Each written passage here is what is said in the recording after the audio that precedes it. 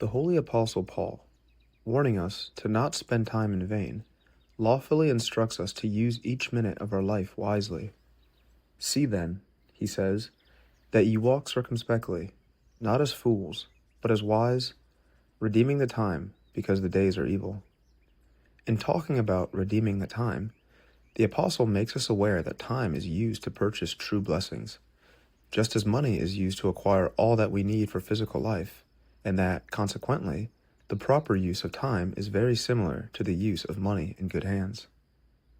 A wise master does not spend foolishly. Instead, he totals up his assets properly and assigns a special purpose to each sum of money. We should handle time in a like manner, assign hours and minutes for one or another good purpose, redeem each day by doing good deeds for ourselves or others.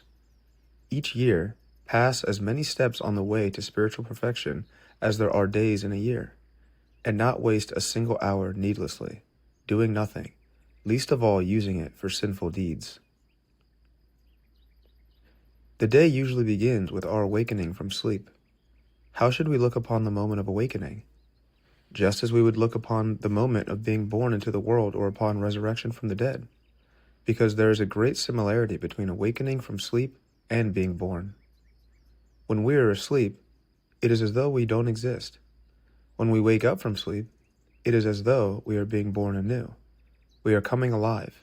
We are being resurrected. The time immediately following sleep should, first of all, be spent in prayer.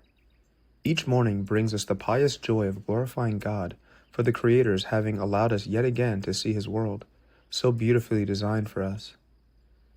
In beginning the day, we are beginning a new life, and in life, there are so many grounds for temptation and sin that a weak person absolutely cannot do without the help of God, which is acquired only through prayer. And secondly, time should be spent in reading the Word of God. It is the book of life. It contains everything we need to know, to do, to hope for. In the words of St. John Chrysostom, it is God's letter or epistle to mankind. Whoever does not nourish his soul with the celestial gift starves his soul.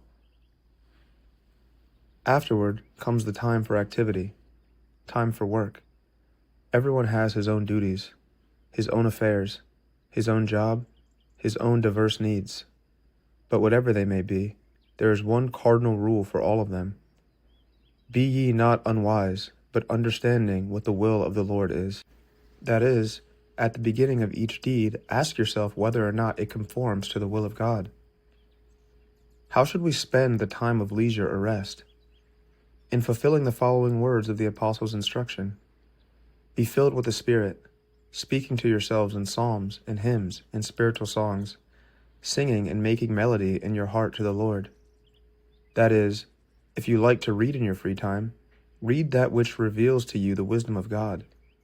Do you like to go out in society? Do so, but keep the pious discussion, wise conversation, good counsel, and discourses. Do you like singing and music?